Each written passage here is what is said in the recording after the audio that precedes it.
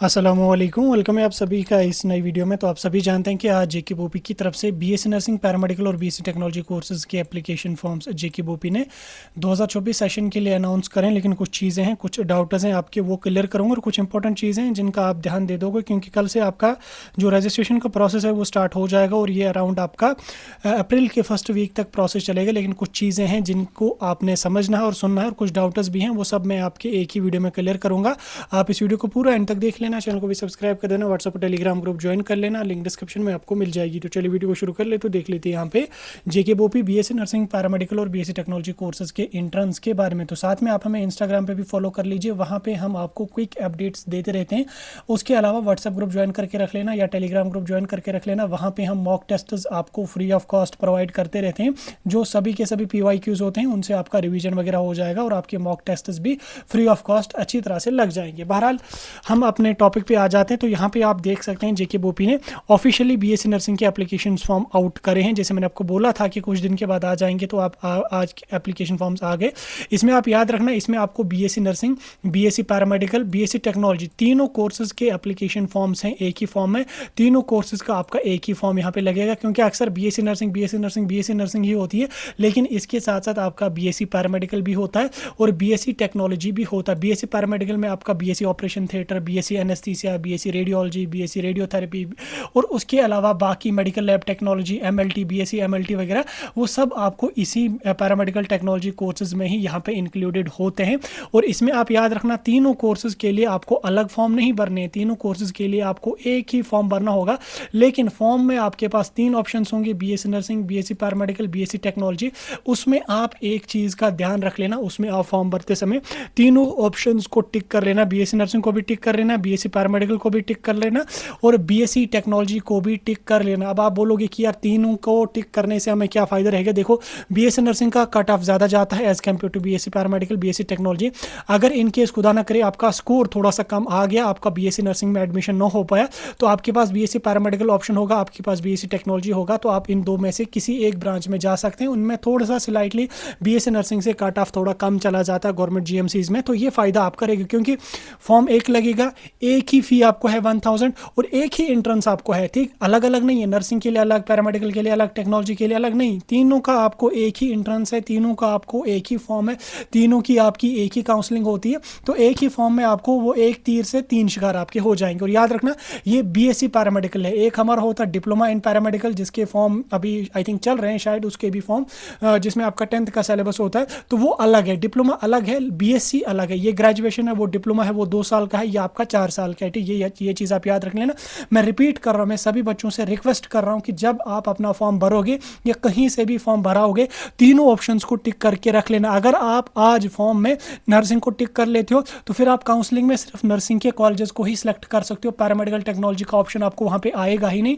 Paramedical को रखोगे तो सिर्फ पैरामेडिकल के ही कॉलेजेस आपको आ जाएंगे, नर्सिंग टेक्नोलॉजी के आएंगे ही नहीं। तो ये चीज़ आप यहाँ पे याद रख लेना। ठीक, तो इसलिए तीनों को टिक करके रख लेना, नर्सिंग को भी, पैरामेडिकल को भी, टेक्नोलॉजी को भी, तीनों को टिक कर लेना। जब आप फॉर्म भरने जाओगे, ऑनलाइन वाले को भी बोलना कि भैया तीनों ऑप्शंस को टिक कर लेना, नर्सिंग को भी, पैरामेडिकल को भी, टेक्नोलॉजी को भी, क्योंकि इसमें आप लोगों का अपना बेनिफिट है। ये गलती हर साल बच्चे करते हैं, फिर लास्ट पे वो पछताते हैं। ये चीज़ फिर आपको करेक्शन विंडो कहीं पे भी एडिट नहीं होती है। इस चीज़ का आप ध्यान रख लेना और अच्छी तरह से ध्यान इसमें रख लेना।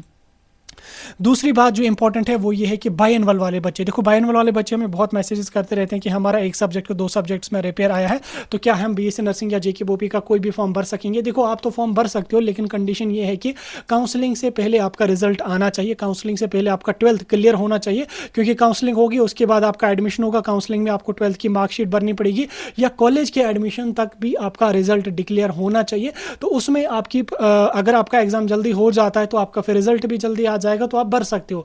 अगर आपका एग्जाम डिले हो जाता है, रिजल्ट डिले हो जाता है, फिर आप एग्जाम दे दो, एग्जाम क्वालिफाई कर लो, लेकिन कॉलेज वाले आपको तब तक एडमिशन नहीं देंगे जब तक आपका 12th क्लियर हुआ होगा। इसलिए जो भी बायएनुअल वाले बच्चे हैं, मैं आपको बता दूं कि आप फॉर्म भर के रख लेना। ठीक, फॉर्म भर के रख लेना, क्योंकि जेके बोपी अभी अप्रैल में आपका एग्जाम कंडक्ट करेगी, मई के लगभग लास्ट वीक तक आपका रिजल्ट आ जाएगा, लगभग जून में आपकी काउंसलिंग होगी, जुलाई में आपके एडमिशन यहाँ पे होंगे, या जून एंडिंग या जुलाई में तक आपके एडमिशन होंगे, तब तक रिजल्ट आपका आना चाहिए। लेकिन मुझे नहीं लगता जुलाई तक बाइनवल का रिजल्ट आ जाएगा, लेकिन तो भी आप जो है वो फॉर्म भर के रख सकते हैं, कोई इशू उसमें नहीं है, फॉर्म भर के रख लीजिएगा। अगर आपका एडमिशन हो जाता तो एडमिशन तक आपका यहाँ पे, अगर जेके बोपी ने काउंसलिंग को थोड़ा डिले किया तो फिर तो सही है, अगर जेके बोपी ने काउंसलिंग जल्दी करी तो जून जुलाई में अगर काउंसलिंग करी तो मुझे नहीं लगता तब तक बाइनवल का रिजल्ट डिक्लेयर हुआ होगा। बाकी फिर आप भर के रख सकते हैं, कोई इशू उसमें नहीं है, उसमें कोई मसला नहीं है, आप फॉर्म भर के रख लीजिएगा, एग्जाम दे दो, अपने बाइनवल के एग्जाम्स के लिए भी तैयारी कर लो। और अगर इनकेस ना भरते हो तो कोई इशू नहीं है, अगले साल भर लेना, कोई मसला ज़्यादा यहाँ पे नहीं है। तीसरा अपडेट है, जिन बच्चों के पास कोई कैटेगरी है, कैटेगरी अगर आपके पास कोई है, आरबीए है, एससी एसटी ओबीसी ईडब्ल्यूएस, कोई भी कैटेगरी अगर आपके पास है, अगर वो अभी आपकी अंडर प्रोसेस है, यानी कि उसमें 2 दिन 3 दिन 4 दिन 5 दिन का टाइम लग सकता है, तो अभी आप फॉर्म को सबमिट नहीं करना, क्योंकि फॉर्म में आपको कैटेगरी मेंशन करनी होगी और कैटेगरी को अपलोड भी आपको करना पड़ेगा। तो ये चीज़ आप याद रख लेना, अगर 3 दिन 4 दिन में आपकी कैटेगरी 5 दिन तक भी बन जाती है तो वेट कर लो, पेशेंस रख लो, कैटेगरी बन जाएगी, उसके बाद उसको अपलोड करो, क्योंकि अभी अगर कैटेगरी मेंशन नहीं करोगे बाद में उसको आप ऐड नहीं कर सकते हो, फिर आपको ओपन मेरिट में ही यहाँ पे एग्जाम देना पड़ेगा, फिर मुश्किल हो जाएगा कैटेगरी में आके उसका बेनिफिट आप ना उठा पाओ, इसलिए जल्दबाजी नहीं करना। 7 अप्रैल तक डेट है, अगर 3-4 अप्रैल तक आपकी 5-6 तक भी अगर आपकी कैटेगरी बन जाती है तो बना लो, कोई मसला नहीं, कैटेगरी बना लो और उसको अपलोड कर दो। और अगर इन केस लाइक आपका 7 अप्रैल भी चला गया लेकिन आपकी कैटेगरी ना बन पाई तो फिर तो मसला ये है ये कि आप जो फिर कैटेगरी को ऑप्शन में रख लेना, और जो आपने ऑनलाइन अपनी कैटेगरी करी उसका जो प्रिंट आउट मिला आप उसको कैटेगरी के बदले अपलोड कर लेना, वो मे भी चल सकता है, ठीक। बट कैटेगरी आपके पास जो है वो रजिस्ट्रेशन से पहले होनी चाहिए, कोशिश कर लो कैटेगरी बनाने की, और उसके साथ साथ बन जाएगी तो अच्छी बात है, कोई मसला उतना बड़ा यहाँ पे कैटेगरी का नहीं है। कैटेगरी को जो है वो जल्दबाजी करके फॉर्म नहीं भरना, बाद में कैटेगरी ऐड नहीं कर पाओगे, बाद में उसको एडिट नहीं कर पाओगे। और उसके अलावा किसी बच्चे के पास अगर 12th की मार्कशीट अभी के लिए अवेलेबल नहीं है तो कोई मसला नहीं, अगर उसके पास रिजल्ट का स्क्रीनशॉट है वो उसको भी चला सकते हैं। ओरिजिनल मार्कशीट आपको काउंसलिंग और एडमिशन के टाइम मांगी जाती है, कोई मसला नहीं, तब तक होगी तो चल जाएगी। और उसके अलावा अगर आपका 10th की मैट्रिकुलेशन जो सर्टिफिकेट आपको मांगी जाती है तो 10th की मैट्रिकुलेशन सर्टिफिकेट में जेके बोस वालों को 10th की डीओबी होती है, वो ग्रीन कलर की बोर्ड की तरफ से वो मार्कशीट टाइप की होती है, वो आपको वहाँ पे लगेगी। अगर इन केस वो आपके पास नहीं है तो 10th का मार्क्स कार्ड आप चला सकते हैं। इसी तरह से हमारे जो सीबीएसई वाले बच्चे हैं उनके पास डीओबी वगैरह कुछ भी नहीं होती, वो 10th का मार्क्स कार्ड चला सकते हैं, कोई इशू नहीं है। नेक्स्ट लद्दाख वाले बच्चे जो हैं उनके पास डोमिसाइल सर्टिफिकेट नहीं होती है, वो डोमिसाइल सर्टिफिकेट के बदले अपनी एसटी सर्टिफिकेट या रेजिडेंट सर्टिफिकेट को लगा सकते हैं, वो चल जाएगी, कोई इशू नहीं है, एसटी सर्टिफिकेट या रेजिडेंट सर्टिफिकेट आप चला सकते हैं। नेक्स्ट जो हमारे जम्मू वाले बच्चे हैं जिनके अभी एग्जाम्स चल रहे हैं या जिनके अभी एग्जाम्स खत्म हो गए तो वो भी फॉर्म भर सकते हैं। वहाँ पे आपको अपीयरिंग वाला ऑप्शन सेलेक्ट करना पड़ेगा, अपीयरिंग वाला ऑप्शन सेलेक्ट कर लो, आपको मार्क्स या मार्क्स की डिटेल्स मेंशन करने की जरूरत नहीं है। उसी तरह से जो हमारे अभी जिन बच्चों का रेपियर कोई सब्जेक्ट है वो भी वहाँ पे अपीयरिंग वाला ऑप्शन रख लेना, तो आप कर सकते हो। एडमिशन तक आपका जम्मू वाले बच्चों का रिजल्ट आ जाएगा, तब तक वो आप लगा सकते हो, कोई इशू नहीं है, काउंसलिंग के टाइम आपको मार्कशीट यहाँ पे लग जाएगी। और उसके अलावा जब कल आपकी रजिस्ट्रेशन स्टार्ट हो जाएगी 10, 11, 12 बजे तक रजिस्ट्रेशन में भी, आज रात 12 बजे ही स्टार्ट हो जाएगी, यानी कि ओवरऑल कल से रजिस्ट्रेशन स्टार्ट हो जाएगी, तो जल्दबाजी में कल ही अपना फॉर्म भरने की कोशिश नहीं कर लेना, कल दिन थोड़ा सा पेशेंस रख लेना, परसों से आप अपना फॉर्म भरना, और जो भी फॉर्म में कैसे फिल करना होगा, क्या कुछ करना होगा, उस पर मैं डिटेल वीडियो डालूंगा और आपको समझाऊंगा कैसे फॉर्म भरना है, क्या कुछ भरना है। उस वीडियो को देखने के बाद अपने आप फॉर्म सबमिट करना, कोई मुश्किल काम नहीं है, आधे घंटे 1 घंटे में आप अपना फॉर्म भर सकते हैं।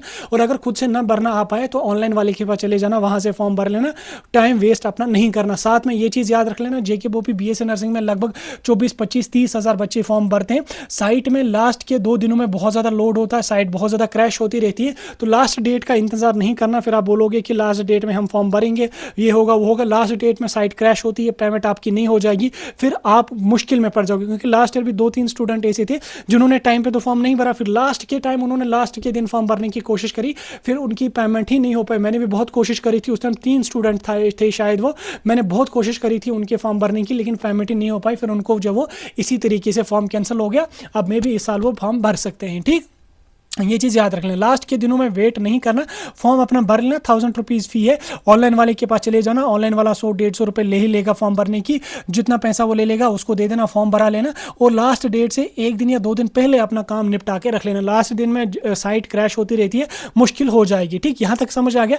रही बात सिलेबस की, देखो सिलेबस आपका ऑफिशियली अनाउंस हो चुका है, मे बी अभी तो जिस टाइम मैंने वीडियो बना रहा हूँ उस टाइम शायद अभी वेबसाइट पर आया नहीं है, मे बी शाम तक मतलब 10 बजे तक आ जाएगा इन्फॉर्मेशन बुलेटिन, या कल सुबह तक तक आ जाएगा हम आपको इन्फॉर्म कर देंगे। सिलेबस या इन्फॉर्मेशन बुलेटिन को हम इंशाल्लाह कल मॉर्निंग में डिस्कस करेंगे, तो वो सिलेबस आपका ऑलमोस्ट वो पुराना वाला ही होगा। उसके अलावा जो बच्चे लेटरल एंट्री की कैटेगरी से बिलोंग करते हैं, यानी कि जिन बच्चों ने डिप्लोमा करा है ऑलरेडी पैरामेडिकल में, अब वो उसको बीएससी में कन्वर्ट करना चाहते हैं, तो आप लेटरल एंट्री का फॉर्म भी इसी में आपका इंक्लूडेड रहेगा। BSc nursing, BSc paramedical, BSc technology वाली फॉर्म में ही आपको पैरामेडिकल वाले ऑप्शन को टिक करके रख लेना और लेटरल एंट्री को यस कर लेना, और लेटरल एंट्री की डिटेल्स डाल के आप इसमें पार्टिसिपेट कर सकते हैं। एग्जाम आपका सेम यहाँ पे रहेगा।